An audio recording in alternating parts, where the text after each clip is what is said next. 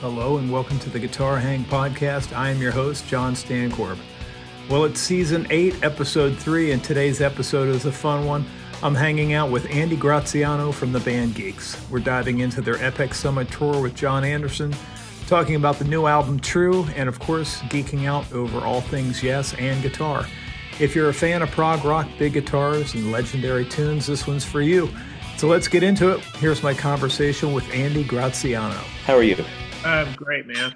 So, Did you just are you headed to rehearsals, or are you just coming from? I was actually just practicing by my lonesomes here for a little bit. All right. And that was cool. Getting ready. We're going to.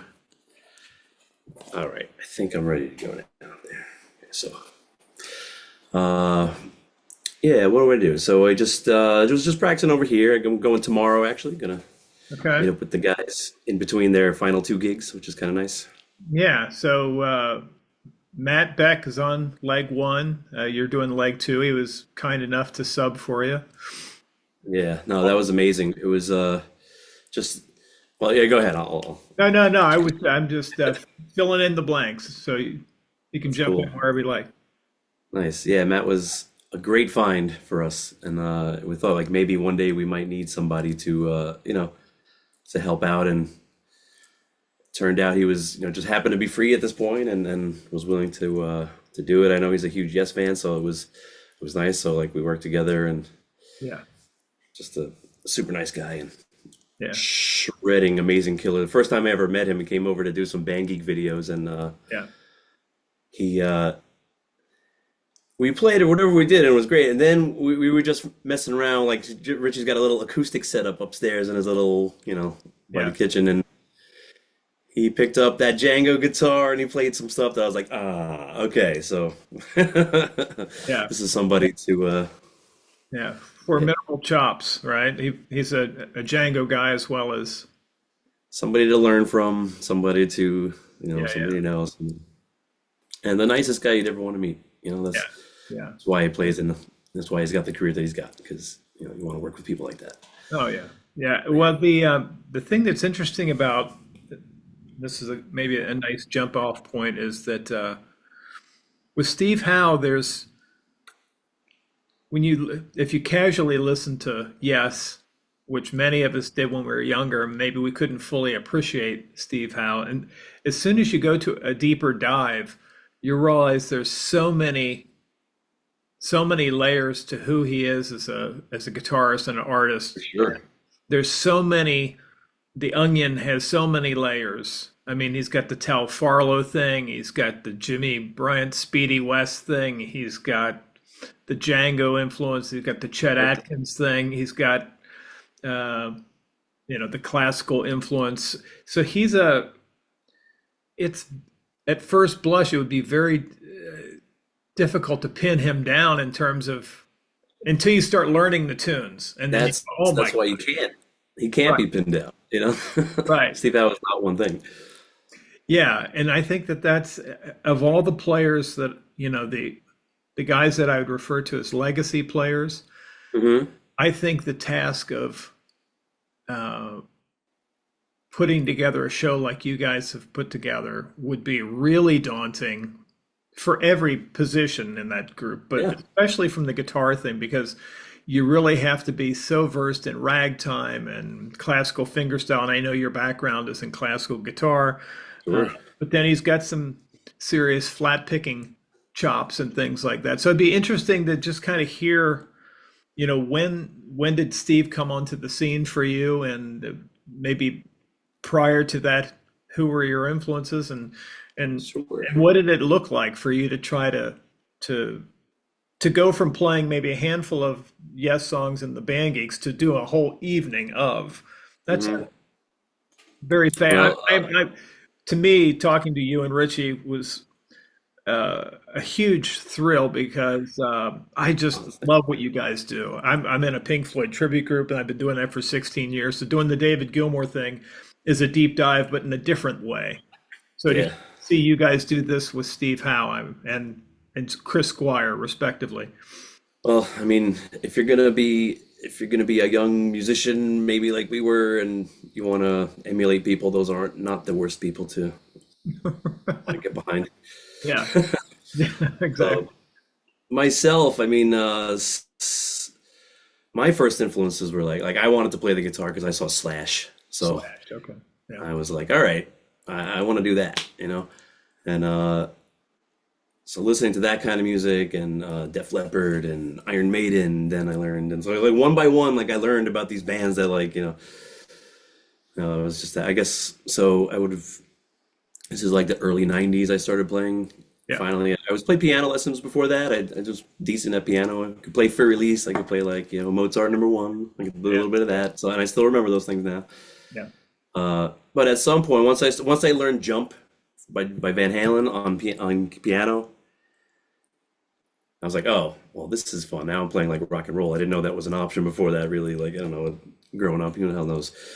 Uh, then I started learning. What's the other really early piano keyboard ballad from Van Halen? Why When can't it's love. When when it's it's love. love? Yeah. Started that and I was like, this is getting a little tricky. You know what? I want to play the guitar. So started playing the guitar and I took to it pretty quickly. So that was nice. Uh, and a couple, a year or two later, I meet Richie at his music store. I went in there and his dad John was like, "Hey, you should talk to my son. You guys would be great together." So I ended up playing with Richie. We were in a band, like totally new group of people I'd never met, like all kinds of, Yeah. I'd already played music with my friend John. We had a little like Deep Purple influence sort of thing. We were starting to write some music together, and then I started playing with Richie, and it was a little different because now I was like, wow, I've never seen like professional musicians up close before like this. His Yeah. whole family is amazingly talented, so I learned a lot, and I like as far as things I never would have been exposed to, and among those things was Yes. I didn't know Yes yet, Yeah. so hearing like Heart of the Sunrise, like you gotta hear this, it's like, he knew that would appeal to me as like an Iron Maiden guy, so Right. Yeah. and it did. So that was like, whoa, starting to listen to that music. And the funny thing is, now that I think back about it, because we talked to Richie about it, about the songs that we used to play live, and I kind of played bass on a lot of those. I think I played guitar maybe on Siberian Could True, Yeah. but like I played bass on Heart of the Sunrise. I played bass. There's something about that sound, like you were talking about that bass sound, Yeah. like it's it's a great sound. And because I started guitar first, I didn't want to be like a guitar player that played bass, like that kind of thing. So it was nice that this guy's Chris Squire's style fit like, oh, that was just perfect.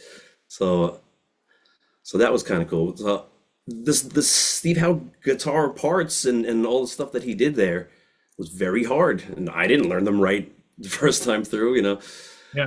Uh, Thinking back on it, definitely. So now when we have to fast forward 30 years or whatever it is, and here we are trying to learn this stuff to play for real with the singer Jon Anderson. I can't believe it. You know what I mean? This really happened.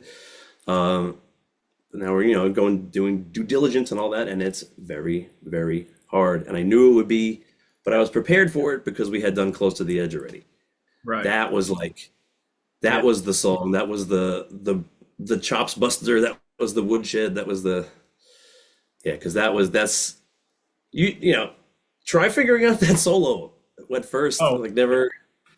That's the whole thing begins with him shredding everybody's face off. You show me right. somebody in 1972 besides maybe John McLaughlin who could play like that, and you could fit those people on a very small list. Yeah. Uh, Right.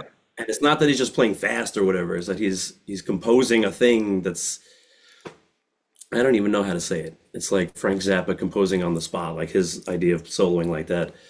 That kind of thing goes. Right.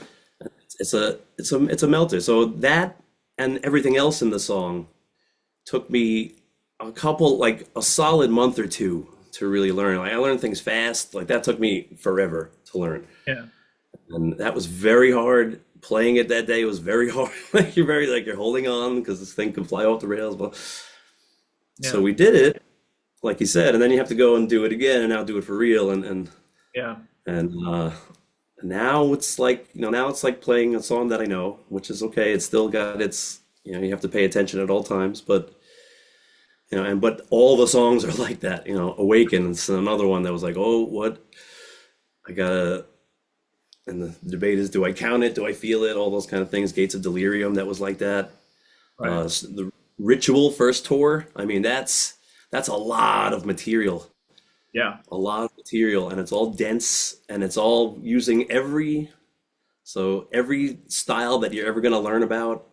You're gonna use it during the show at one point. If you're gonna finger pick, you're gonna be flat picking. You're gonna be like, I'm using, if there's little spots where the like taps might happen. Yeah. Trevor Rabin. So him as well, which is a whole nother style, but like the whole gamut of guitar expressions that you can make on an instrument is used during that show at one time or another. Yeah. The thing Slide, that yeah. it's such a daunting task, and the things that we learn when we're younger is we don't learn until we probably start doing professional gigs that there's so many layers of being able to play a song. There's one Hmm. thing about getting together for friends and playing. That's one level, and that's pretty exciting. And then when you decide, okay, I'm going to record this, make Band Geeks, that's another thing because now it's for posterity and it's going to be out there on YouTube. That's a different level. Yeah. But when you're with Jon Anderson and people are paying tickets, they're paying for a ticket to come see the show. The everything is raised to such a level that it's a very daunting thing. And as a guitar geek myself, I'd be very interested to see how you approached like Close to the Edge, for example. Was this the kind of thing where you maybe were fortunate enough to have the stems and listen to like the isolated guitar part? Yeah, that's a great question. Was it? So I started and I was like, what am I going to do here? Because I can't Yeah. hear it's very hard to hear what he's doing. Like, Oh, 'cause everything else around it is amazing too, and it's all dense and pushing forward. So I had to kind of search around. I found a couple of guys on YouTube had the isolated tracks for some things, but not for everything. So, right. and isolated tracks too, you got to be careful because it might be one track, but there might be other things that are not Oh, with I that. know. Yeah. So Yeah. what you might think is, oh, that was just that. And it's not really just that, actually. Uh, so a little bit of, a lot of research like that. And then I like to tab things out and write things out, rhythm and all that stuff. So I kind of just spent some time making some notes and just little by little. So I start with that first solo, and that's like, all right. So actually, first thing is that first lick. I mean, you talk about, and I can't even wait to get on stage again because these guys start the show with that, and I commend you, gentlemen. You've Oh given my me a God. task. Yeah. They start the show with that without a count off. I've had the luxury this whole time of playing with a nice intro for 30 seconds or whatever it is, and then Andy counts off a nice six count, and we jump right in. Now it's, you know, end of Firebird Suite, ta-da, boom. And that's a Yeah. slippery, slippery riff, and that's Yeah, right you're off the bat. reversing the neck, first position up the octave. Hmm. It's back and forth, and yeah, I'm in the process of trying to learn that tune for enjoy, but it's yeah, it's a Send you very my notes. yeah. So yeah, it's exciting when anytime that you want to try to do something and you know that there's somebody that's done it and is doing it at a high level, well, ostensibly at the highest level. You guys now are officially doing it at the highest level, and in John's words, you're sounding just like Yes did in the '70s.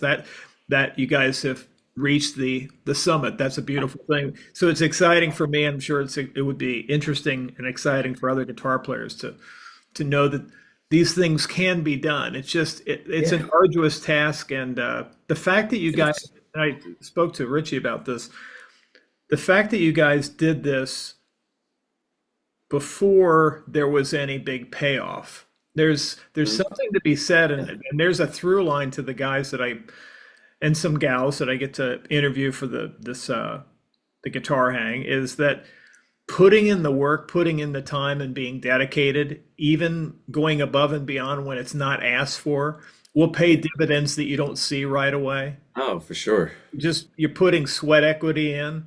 It's a work ethic thing, you know. Yes. Yeah. So always that's what's kind of like been great. I've gone onto a side sort of way through this. To me, this is this is a little different than say Richie or Chris or Andy. Uh, so Richie went pro musician route, so he went to school for production engineering, that kind of thing, and you know got in with Blue Oyster Cult and had a great run for the last 20 years, whatever it's been. It's a kind of amazing thing. By the way, his new album came on one of my shuffles the other day, one of the songs from that, and I was like, this really is amazing. It's like so good. Yeah. It's great. A lot of these bands from back then are making some of their like most interesting material now. Absolutely. You know, Yeah. think about Kansas and like who else? Jethro Tull. Great stuff coming out. But anyway, where were we? You were saying that Richie took a direct route into. Yeah, so I went a different way. I went to school to do classical guitar, and then I ended up going for education, and I've been a teacher for a while now. And along the way, from playing gigs, like maybe I'll play with Richie. He used to play playing down on Dock Street, gonna come learn these songs, and like here's the list, and it was like, all right, and then it's an actual list of real songs, and we're like adults now, and we're just trying to play the Beatles.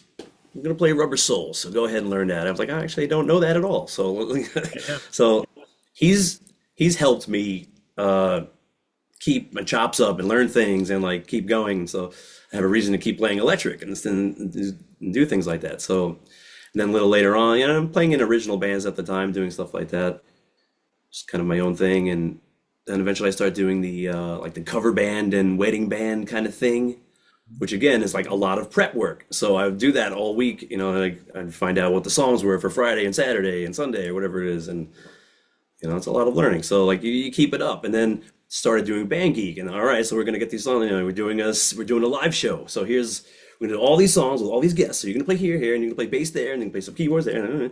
There's a lot to do. So Yeah. it keeps Right. everything nice and fresh. So especially like in the last couple of years, I mean, so started out, I would be a guest every couple of episodes or like here and there and stuff. And then like by the last few years, like it's been a steady group of like the same kind of people, So it's Right. been nice being in like a band again. Yeah.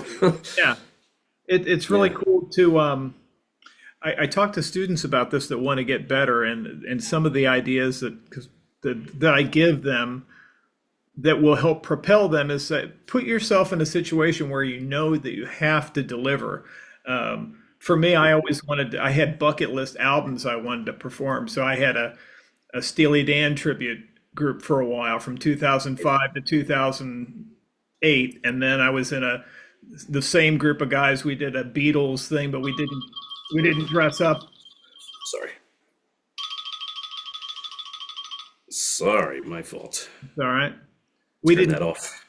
we didn't dress up as the Beatles, but we did kind of like the Fab Faux thing where we did Yeah. everything from Revolver and Rubber Soul through Abbey Road. But putting yourself in those situations where you're going to go out and perform and people are going to come see the Mhm. show will raise And they your. expect something. Yes, they're They know what it sounds like. yeah. Which, So and then later it was with Pink Floyd and that kind of thing. And yeah. we live in a world now where nostalgia is such a powerful thing, and some of the legacy Mhm. acts are not able to go out and perform. Yeah. But maybe, well, John is, Rock and music in general. yeah, Rock music in general is like, if these acts aren't playing, like, does rock music exist anymore? exactly right. Which is So a crazy thing to think. You think about when these guys were, in the thick of it, they were kings among men on the world. right, You think about a band like ELP. Think of a band like Yes, like these guys are at the Pink Floyd, like, whoa. These guys are selling out stadiums. Everybody's going, and it's not quite there. People go to shows, people go to concerts. Taylor Swift will sell out an arena, Metallica will sell out an arena, but it's the average rock and roll band is not being played on the radio. right. Yeah, and there's something that there's still something very everybody's talking about AI and it destroying music, and well, whether whatever will come, but the fact of going to a live show and seeing live musicians play these your favorite legacy acts that you can't see anymore is a very exciting proposition. So it gives a lot of opportunity for guys like us. I'm kind of curious what this set list will look like versus, and maybe a little bit of the origin of when you guys first perform with Jon. Was it early 2024? Was the Talking about for like the very, very first time we met. Yeah, yeah, and then actually did some shows with Jon. That would be 2023.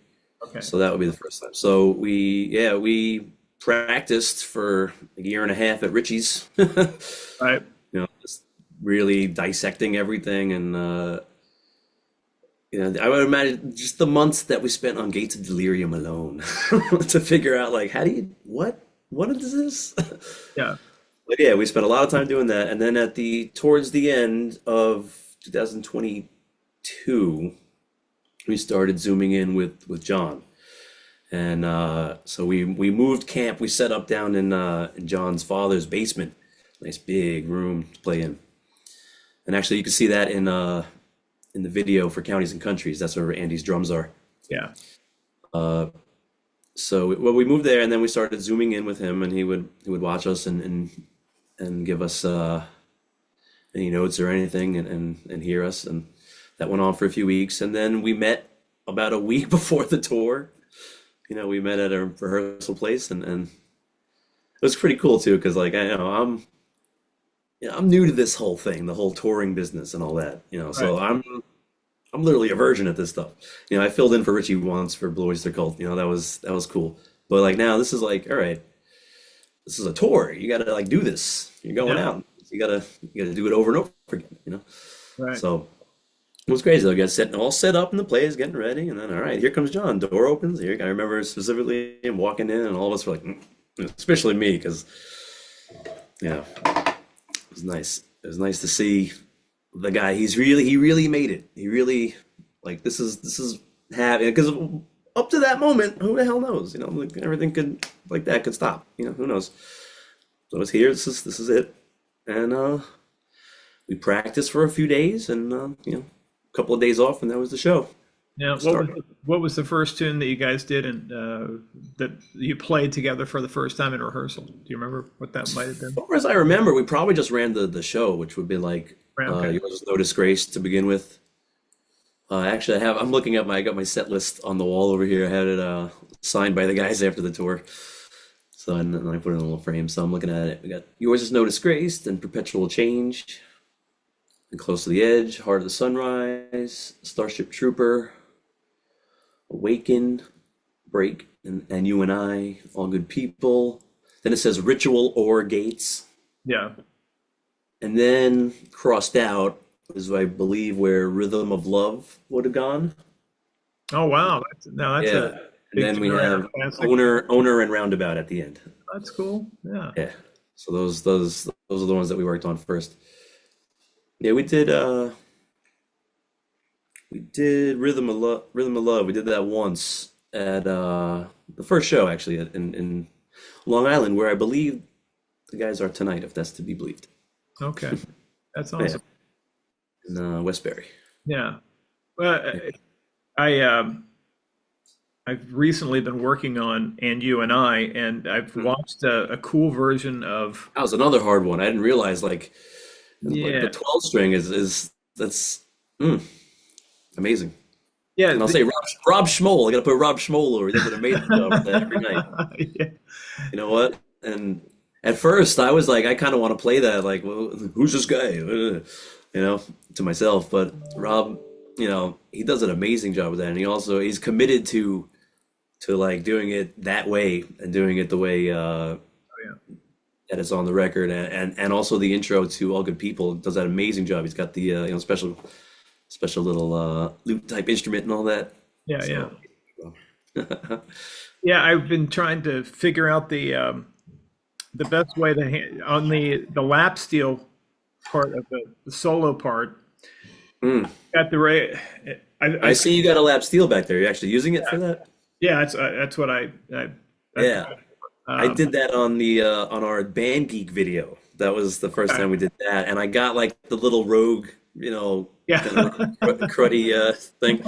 yeah So that was, so when it was time to do it, I was like, "There's no way, like I don't." And plus, like, Am I gonna spend like thousands of dollars on an instrument that I might like touch once in a show and then like not really play well? So it's like I think I'm gonna do it on slide. So I decided right there that like I'm just gonna learn how to play slide, which I didn't really do before this anyway. So well, there's another skill I had to pick up. it sounded great. And there's one part I was going to ask you about. Yeah. There's during the slide solo, you've got the melody, and then there's a little part where it sounds like it's I don't know, maybe it's 16 bars, where it's like a Leslie effect. Hmm. And so when I'm watching Steve play it, he's playing that on the lap steel. It sounds great, but I'm Right. trying to figure out. It seems like a really hard thing for me. I haven't figured out quite how to do it yet. I've noticed that what So this is what's tricky about yes, is yeah, that you play slide and then you go to the fretted thing, and I'm like, okay, well they that would did it in solve this yeah, that they would did it solve in the the problem studio. now. They did it Yeah, in the studio. exactly. So you can do anything you want. You paint any picture you want in the studio, which is amazing. Now, when you do it live, you got choices to make. Oh, So I know. Steve's Yeah. choice was, you know what, I'm staying here, and whoop, whoop, whoop, and he's done it that way, and it's amazing. Uh, so we went, we're trying to, at first, we're just trying to, replicate pretty much what the original was. So in that case, you're gonna switch over and you're gonna play it on guitar with that sound. So yeah, that's what I do now. It's yeah, just switch over the patch real quick, and it goes through just to Yeah. electric guitar with Leslie sound. Yeah. So it's convenient. It's convenient. I could continue, I could do it like that, but now it's like I could play my parts on slide. I don't know if I'm gonna be like extemporaneously taking slide Right. solos. Like I'm not Derek Trucks, so I'm not gonna. Right. I don't want to. Right. I don't Yeah. want to toy with the music that way. Thing that I liked about I think this might have been the classic lineup with well, with Alan White, if you depending on what you call the classic lineup, but it was in, I think Montreux, and Steve is the thing I liked is he's playing the block chords prior to the solo, and it sounds really amazing. So Yeah. he's blocking out the chords. I'm like, I love that, and then he goes into the melody. So I'm thinking, well, so I'm still in the process of working all of that out, but it seems like I've learned so much about listening to the tunes and trying to go through and listen to the individual tracks because things are assembled in the studio, and it's like if you're a woodworker, there seems to be some common laws of joining things. Yeah. When you're an artist, there's things that's like, okay, now I have to come up with a special tool to be able to figure out how to join these two things together because while you're listening to it, these parts overlapping are really fantastic, but it's like you kind of go, who thinks like that? Because that doesn't make a damn bit of sense for me to be able to replicate that because the interplay, and that's where it comes the level of polish. You may think that you're playing something right until you get with the other guys and you're like, oh shit, that does not work at all with what else is Mhm. happening. So Oh yeah. it's a It's so weird. So you listen to something, and then people say, like, why can't they just do it like that? It's like, well, it's not that easy. It doesn't really work that way. It's because it's a record is dead. It's freeze dried. It's there. It's gonna be that way forever. And music, like, you have to do it. It's an in the moment thing. So like at school, I tell the kids, art is put it in a frame. The frame of music is the little silence before and after the piece. You have to decorate time with your sounds, yeah. and you have to make that transition every time it comes. It's like, it's exactly the way you describe it. Yeah. Yeah, and in those days, you would have Eddie Offord and the guys in the band, and Mhm. they're at the desk, Yeah, And exactly. They're all helping each other. the desk is an There's a story instrument. John tells about mixing his album Elias of Sun Hillo that's like that, where he was like he's trying to get there's so many things and like he falls asleep at the end of the and it comes out and it has come out correctly and he's like like it's just managed to just get it done. I don't know which track that is of his, but it's a that album is an amazing album. I love that period in that 75 period when everybody made their albums Oh like yeah. their first album. Oh my God. I mean, you put all that stuff together. I know it's earlier, but I lump Six Wives of Henry VIII in there. Oh yeah. So, Six Wives, Fish Out of Water, Elias, Steve Howe, all that stuff together as one thing. That's what an amazing. And then you listen to the stuff that Patrick Moraz was doing before Yes, and Yeah. it's why weren't these guys bigger? Right. Yeah. You know? So you exactly what you say. You listen to these individual members that are going out and doing their solo stuff, and you realize that the influences are so varied and so vast. And then the more you read about them, you find out, man, as people, they are an unlikely combo. Now, regionally or geographically, they were in the same area, but when you put them together, it makes sense that you would come, something like Relayer is, is such a dense It's that, science fiction. That album is science fiction to me. yeah, you had so many ideas coming in. It's like it would be very How they do. difficult And they to, do it over and over again. yeah, You made Close to the Edge. You made the greatest album of the genre. yeah. You've made the greatest thing that a pop band could probably do. So what do? You do four of them on the next album. Or if you're Bill, Then you do another one on the next album. And then, yeah.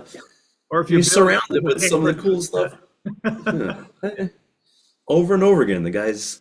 And then you come back and come out with everybody does their solo things, which are all great. You come back, you do come back for Awaken, which is also great. And all those other songs on there are great. Your mileage with Tormato may vary. I think some of it's very great. I, Drama, again, did it again. That's an amazing album. It rocks.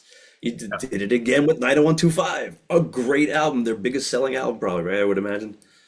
One time after time after time after time after time.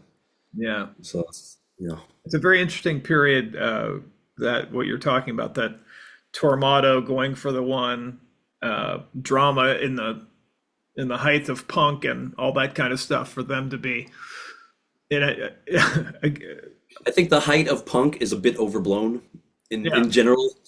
yeah, right, Because none of those guys took a dent from that yeah, at the right, time, for exactly. sure. Like critically, yeah, from some voices, but like they still sold out. They still made crazy albums that everybody bought. So Yeah, and that's what's fun is because while all the other things, while the other music things are coming and going, they're still selling out RFK Stadium, Mhm. and No problem.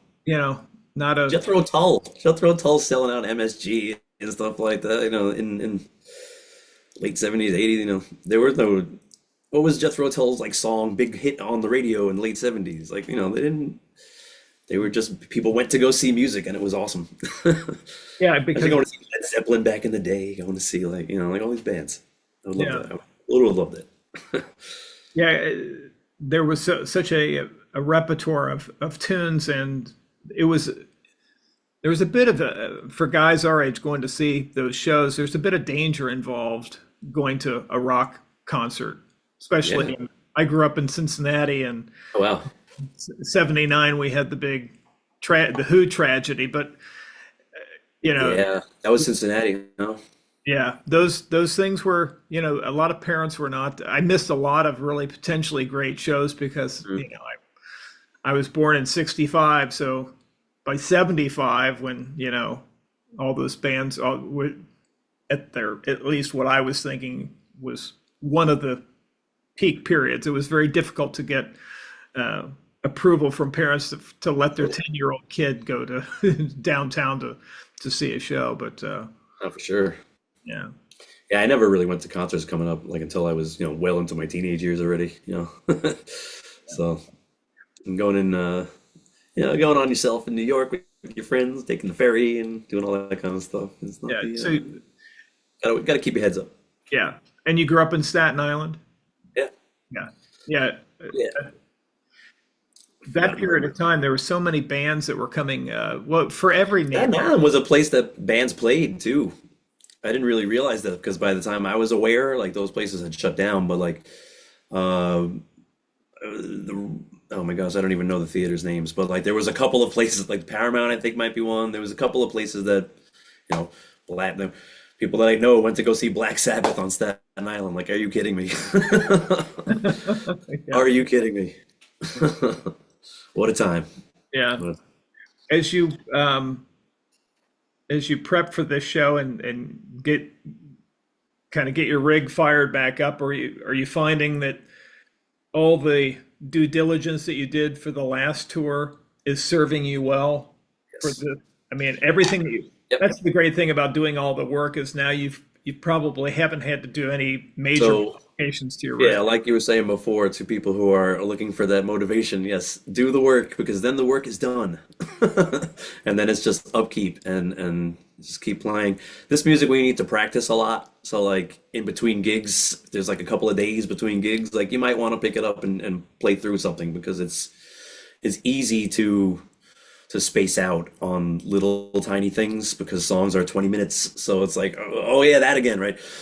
That kind of thing happens. So it's definitely worthwhile for the Yes material specifically to do that. And our new materials. I have to learn our new, 16 Right, and a half minute song, and I have to learn our new 10-minute right. song again because we never played them live before this. So, this Yeah. is what's nice is they've had their reps in it. So I kind of walk into a nice fitting pair of jeans. Right. Yeah. The new By the way, album. going back, just kind of go back a second Yeah. to speaking of influences and all that. And going back to Steve Howe, and Steve Howe has been an amazing influence in more than one way because yes, now I'm playing stuff that he's laid out and he wrote, and it's amazing music. But his classical playing is also very inspirational because I mean, just I earned my scholarship at college for playing Mood for a Day during my audition. Yeah. I remember watching the Yes Years movie. That movie's amazing. I mean, it's quotable for until until forever. Just seeing him playing that classical part in, I believe it's Turn of the Century. They have footage of that from like, I don't know, maybe it was rehearsals or recording sessions, whatever it was. And then when I finally heard the album I watched the movie like before I actually knew the album. So by the time I heard it on the, I was like a little disappointed that the whole thing wasn't classical guitar. It's Right. just playing it on like 12 string and different instruments as it goes. But so I loved that sound. So I wanted to kind of go down that road. So Yeah. Steve, thank you. Wh- Which before we get into the new album, I'm kind of curious if you've heard from anybody from the current Yes camp about giving their blessing from Steve or any of the or got Uh, any support or any just have not heard. have not heard. Yeah. Well, yeah, those those This is I'm just playing guitar in a show. It's yeah. touchy, I'm sure, but depending on who you are and all that. So I go out and play the guitar, and that's all I worry about. Yeah. The thing that's the most and Richie and I touched on this. The thing that I find the most exciting is while yes, you guys are at the summit of your uh, abilities out there performing with John, but taking it to a whole nother level of making an album would just be that truly is otherworldly. Especially the song that I was talking to Richie about was, and I don't know if I'm getting it correct, if it's counties and countries or countries and Counties counties. and countries. Yeah. Okay. That song just is. I- If I don't listen to things on a playlist. I like to listen to a whole album, like consuming a book. I liked it Yeah, because sure. track listening for me is very important. But if I did have a playlist, and that was in with all my other Yes tunes, it fits perfectly. It's a Thank you. That's a like a nice nice compliment. appendices to Lord of the Rings or something, just or a follow-up chapter. And the guitar playing, it's your own thing, but it's evocative of Steve without being Sure. Steve. And I thought, man, that would be so thrilling to be able to come up with these parts and these unique the tones and the playing and everything is just It was nice. It was a nice challenge. Like Richie said, like we figured it was the one shot that we'll have to do this. So, you throw it. So what would a song from this lost 70s kind of have in it guitar wise, Like, you want to quote Yes Year, just say like I like to split up guitar solos. It goes from different sound, so you'll have some acoustic stuff, you'll have some 12 string, you'll have some. So it just for the flavor that it was, it just so happened that what, classical guitar would sound great here, amazing, right. and then we'll do a lead solo there, and we'll play some slide, and maybe it'll sound a little bit like a little bit like his lap steel or something, So just trying to incorporate all the elements that I can. You don't want to force anything, obviously. You don't want to Right. stick anything where it doesn't need to be, but just kind of working like that, thinking what would go here, Yeah.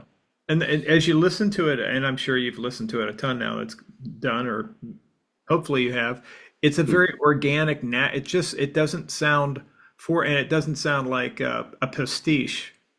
It sounds Yeah, like I don't think it does. it I don't just, think that. it holds its own, and the tunes are great, the singing, the production. I Uh, appreciate it. it's just a real treat to be, That song too, I think like if you could sum it up in one song, it would probably be that one because it's got everything in it. It's got it's got John, obviously, like it's his song, it's his melody, it's his, but we have, everything that we do well, like we threw into it. So like, what do I do well? I play classical well and I do this well. yeah. What does Chris do? Chris plays amazing keyboards. Chris plays, he's like all of Prog keyboarddom rolled up into one guy. He can do all that stuff. So he's got an amazing soul that like is Mraz kind of like meets Wakeman sort of, in the middle there. What else could we do? We can, so everybody gets a chance to shine on this, and the singing is I love to hear the singing. I never wanted to sing ever. Richie it's another thing he's done for me. He's dragged that out of me.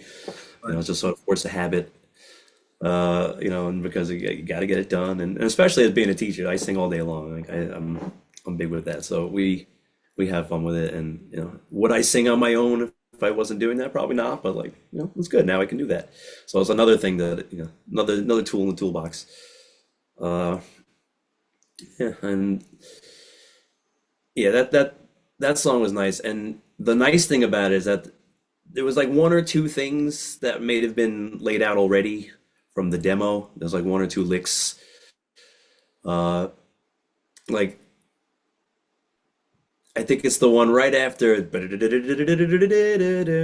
Yeah. I think that's like one of the only ones that we ended up keeping. But everything else, like we just came up with, and it's I can't even believe I can't even believe that people are listening to it. I had like the sneak peek of it as we were going, like, here's the part, let's see what you're gonna, let's do it in the car on the way to work. I'm like, oh, maybe I'll play something. And here we are a few years later, and I'm talking to you about it on a podcast. So, Yeah. Yeah, it's a huge thing, but I think the John's spirit, kind of who he is as an artist and as a person, kind of ushered that in, and we had touched on that a little bit with yeah, Richie's the thinking conversation. big, Yeah, right? thinking, The thinking big.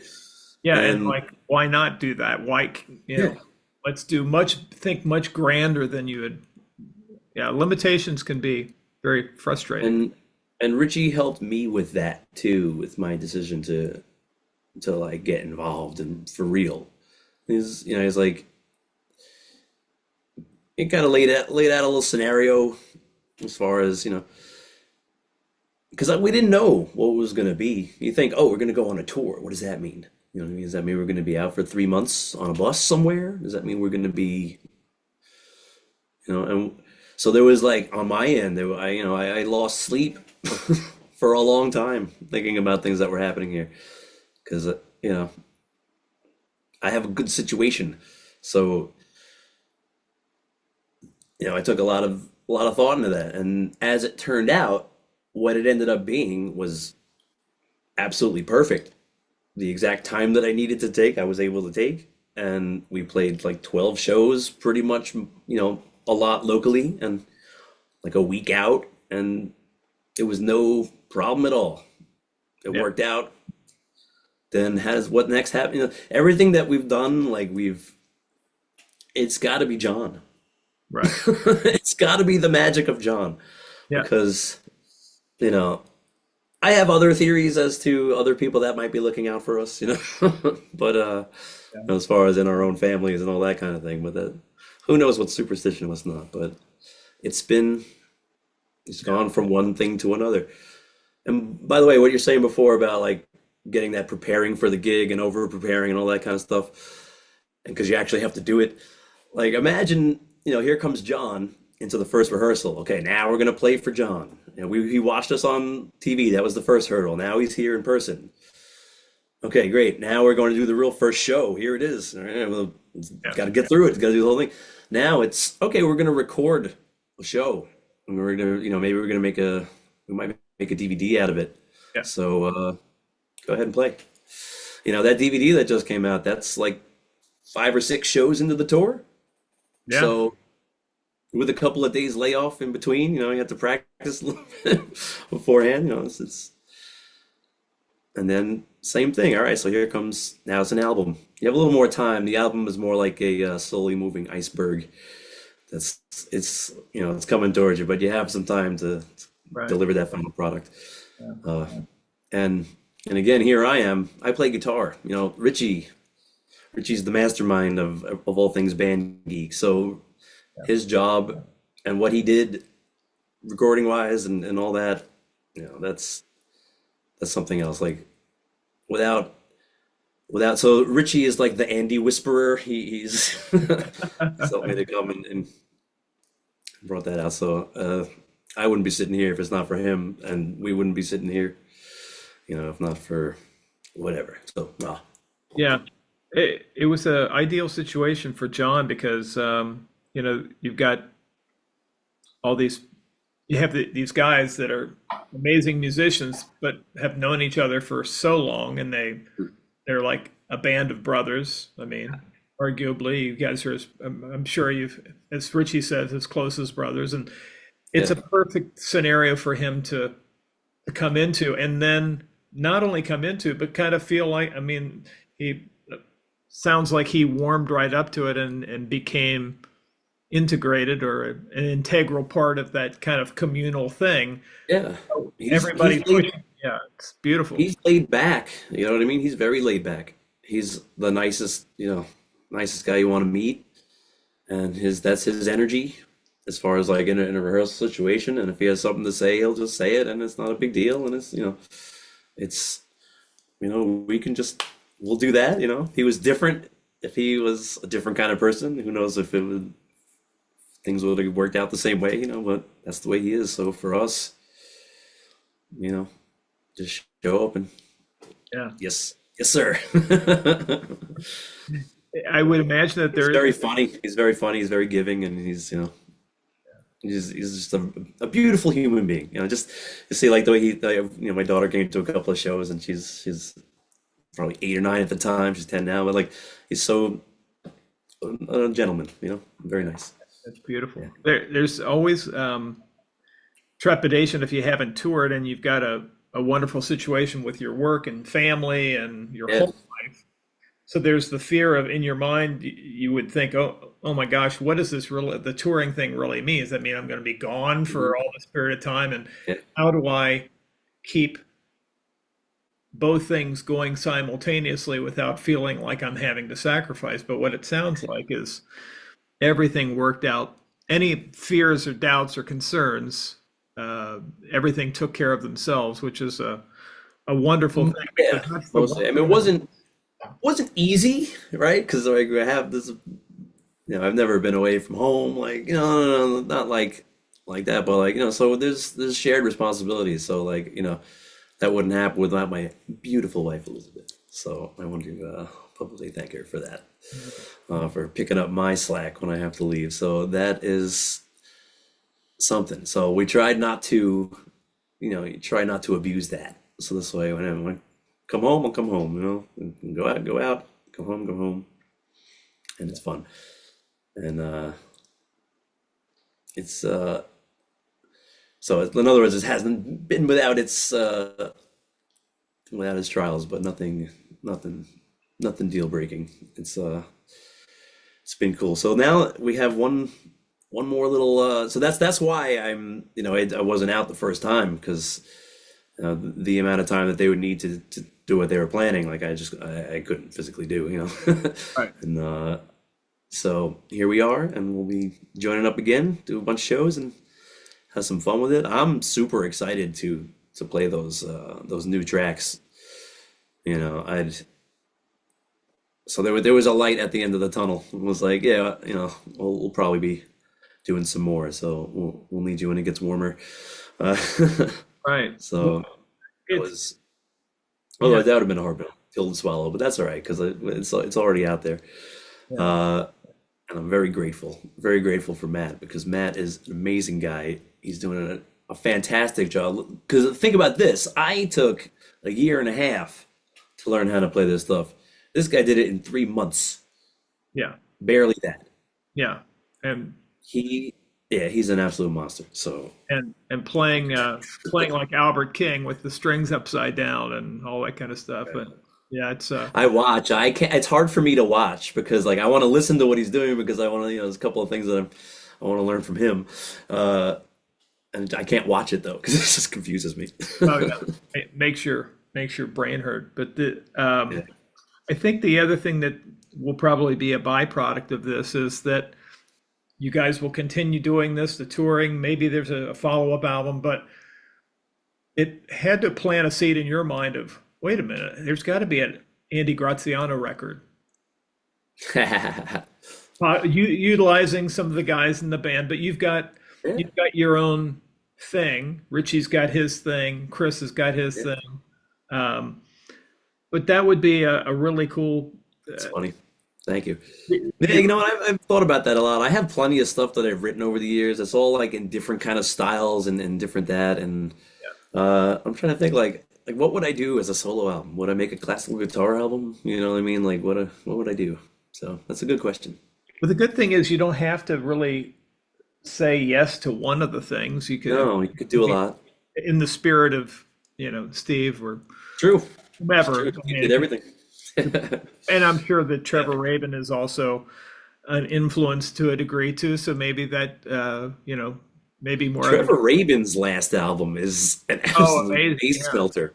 Yeah. Dude, I don't know where he came from. Like, I don't know how he got so good at everything, but that's another guy that you. Yeah, the guy can do. The guy can do it all. So amazing stuff. And thank you so much, Andy, for being gracious with your time. All right. Well, good luck with the first show back. Right. They're going to welcome you with open arms. Thank you very much. I appreciate that. I hope to see you soon. See you soon, man. Thank you. Thank you for tuning in to the Guitar Hang podcast. What a great conversation with Andy Graziano. A big thanks for Andy for being on the show. And if you haven't seen the Band Geeks with Jon Anderson yet, do yourself a favor. Catch them on tour this summer. You'll not be disappointed. Thank you for tuning in to the Guitar Hang podcast. What a great conversation with Andy Graziano. A big thanks for Andy for being on the show. And if you haven't seen the Band Geeks with Jon Anderson yet, do yourself a favor. Catch them on tour this summer. You'll not be disappointed. Hey, if you dig these episodes, give us a follow, leave a review, and share it with your fellow guitar playing friends. You can find us at the Guitar Hang on all the socials. All right, until next time, we will see you on the next Guitar Hang podcast.